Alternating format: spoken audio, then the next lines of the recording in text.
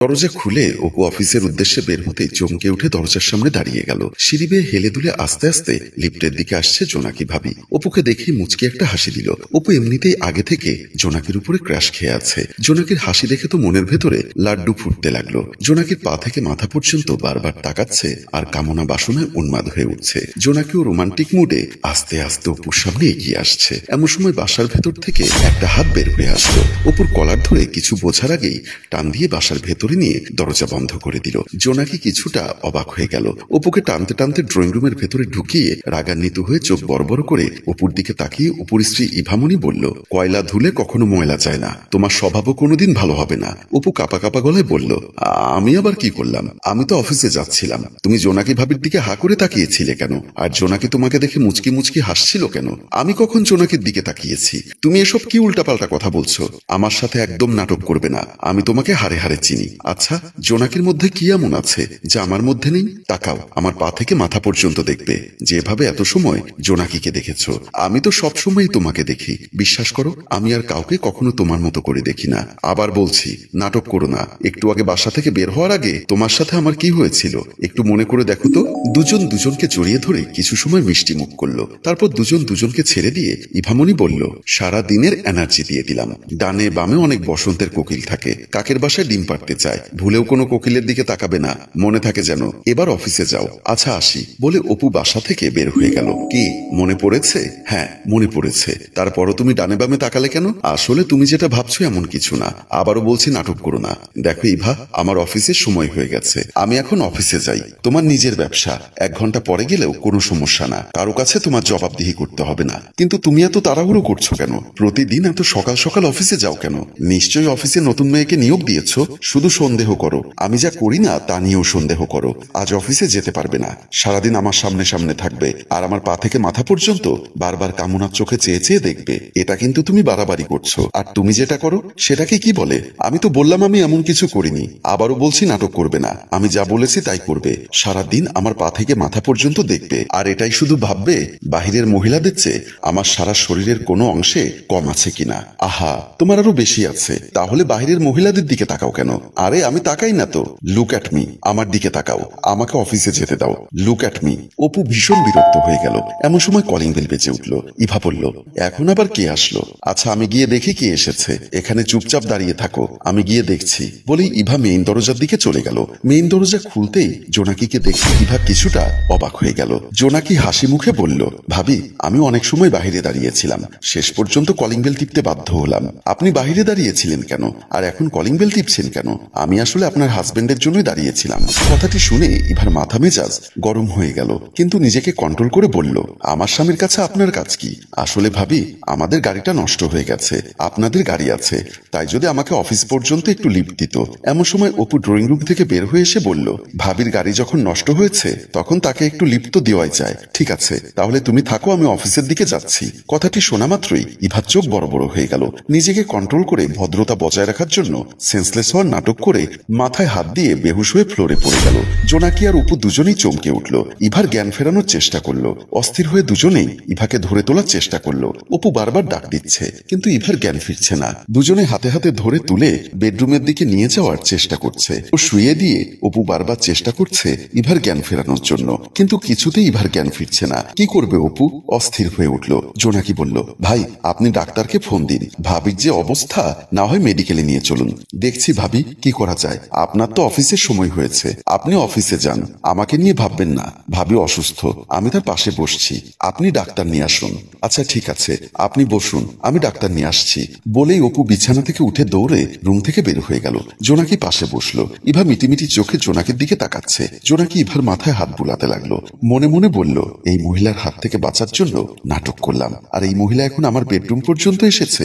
আমাকে এখনো অজ্ঞান থাকতে হবে। শেষ পর্যন্ত দেখতে হবে অপু এই জোনাকির সাথে কি করে। অপু দরজার বাইরে এসে হঠাৎ তার মনে পড়ল, ইভার বড় ভাইয়ের স্ত্রী তো ডাক্তার, তাকে কল দিলে কেমন হয়। ভাবতে ভাবতে পকেট থেকে মোবাইল বের করে ইভার বড় ভাবি ডক্টর সুলতানাকে কল দিল। ডক্টর সুলতানা তখন চেম্বারে ছিল।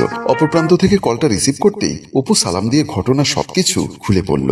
ডক্টর সুলতানা বলল, তুমি টেনশন করো না, আমি এক্ষুনি আসছি। তুমি একটু ওর চোখে মুখে পানি ছিটা দাও, দেখো জ্ঞান ফেরে কিনা। আচ্ছা ভাবি, আমি পানি ছেটা দিচ্ছি বলেই অপু কলটা কেটে দিয়ে আবার বাসার ভেতর প্রবেশ প্রবেশ করলো। বেডরুমের ভেতর প্রবেশ করতেই জোনাকি বসা থেকে দাঁড়িয়ে গিয়ে বলল, ভাই এখনো তো জ্ঞান ফিরছে না, আপনি ডাক্তারকে খবর দিয়েছেন? হ্যাঁ, আমি ডাক্তারকে ফোন দিয়েছি, একটু পর চলে আসবে, আপনি চলে যান, আপনার অফিসে লেট হয়ে যাচ্ছে। ইভা হালকা চোখ মেলে দুজনের কথা শুনছিল, আর অপুর এমন আন্তরিকতা দেখে রাগে কিছুটা ফোঁসফোঁস করছিল। আচ্ছা ঠিক আছে ভাই, একটু খেয়াল রাখবেন, চলুন আপনাকে এগিয়ে দিয়ে আসি। বলেই দুজন রুম থেকে বের হয়ে গেল। ইভা লাফ দিয়ে উঠে বসলো। তাড়াহুড়ো করে বিছানা থেকে নেমে দরজার সামনে উকি মেরে দেখতে লাগলো অপু আর জোনাকি কি করে। অপু আর জোনাকি দরজার সামনে আসলো। ইভা রুমের পর্দা ফাঁকা করে দেখছে দুজনে হাসি খুশি আন্তরিকভাবে অপু জোনাকিকে বিদায় দিল। ইভা মনে মনে ভাবলো, আজ আমি বাসায় না থাকলে একটা অঘটন ঘটতো। অপু দরজা বন্ধ করে বেডরুমের দিকে আসবে, ইভা দৌড়ে এসে আবার শুয়ে অজ্ঞান হওয়ার ভান করে শুয়ে পড়ল। অপু বেডরুমের দরজার সামনে এসে বেডরুমের ভেতরে প্রবেশ করবে, এমন সময় আবার কলিং বেল বেজে উঠল। অপু মনে মনে ভাবলো, আবার কে আসলো। ইভাও আবার চমকে উঠল। বিছানা থেকে নেমে মনে মনে বলল, এবার মনে হয় জোনাকি এসেছে, এবার নিশ্চয়ই কোনো অকাম কুকাম করবে। ভাবতে ভাবতে দরজার সামনে এসে পর্দার উপর হাত দিল।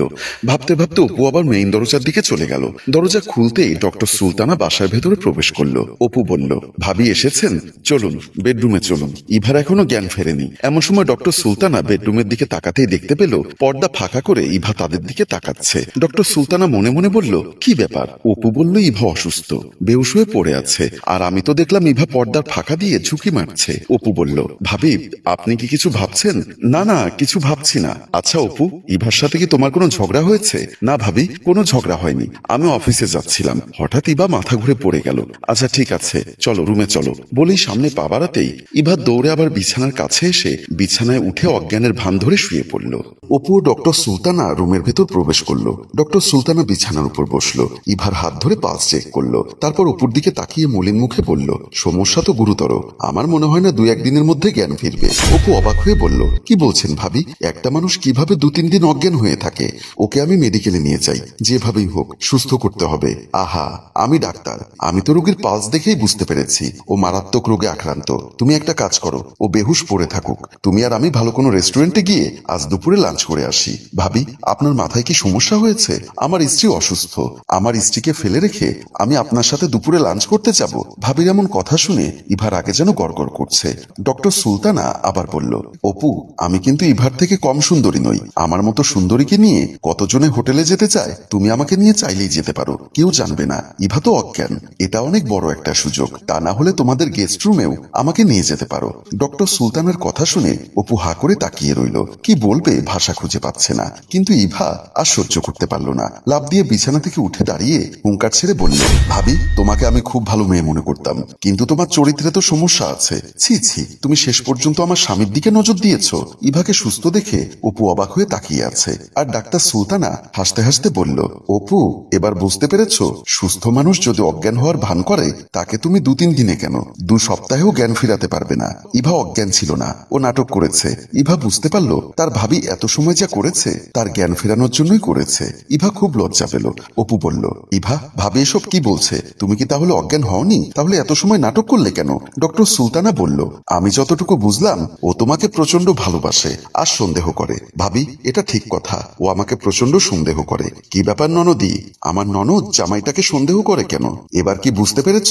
আমার মতো সুন্দরীকে নিয়ে তোমার স্বামী গেস্ট রুমে যেতে চায় না। তোমার স্বামী কতটা লয়াল। ইভা মাথা নাড়িয়ে বলল, হ্যাঁ ভাবি, বুঝতে পেরেছি। বুঝতে পারলে একটা কথা বলি শোনো, অতিরিক্ত সন্দেহ কিন্তু হিতে বিপরীত হতে পারে। তাই সন্দেহ করো, কিন্তু অতিরিক্ত নয়। অতিরিক্ত কোনো কিছুই ভালো না। এবার অপুর কাছে মাপ চাও, তুমি অপুকে সকাল থেকে অনেক প্যারায় রেখেছ। ইভা দুহাত জোর করে অপুর কাছে ক্ষমা চাইল, কিন্তু অপু অভিমান করে আছে। এই টোনাটনির মান অভিমান দেখে ডক্টর সুলতানা মুচকি মুচকি হাসছে। প্রিয় ভিউয়ার্স, আমরাও মনে করি ভালোবাসায় অতিরিক্ত সন্দেহ থাকা কখনো হিতে বিপরীত ঘটতে পারে। তাই কোনো কিছু না জেনে না বুঝে একটা মানুষকে সন্দেহ করাটা উচিত নয়। গল্পটি ভালো লাগলে লাইক, কমেন্ট ও শেয়ার করুন। গল্পটির রচনায় ফেরদৌস অপু, পরিচালনায় মোশাররফ হোসাইন মৃদুল, চিত্রগ্রহণ ইফতি হুসাইন।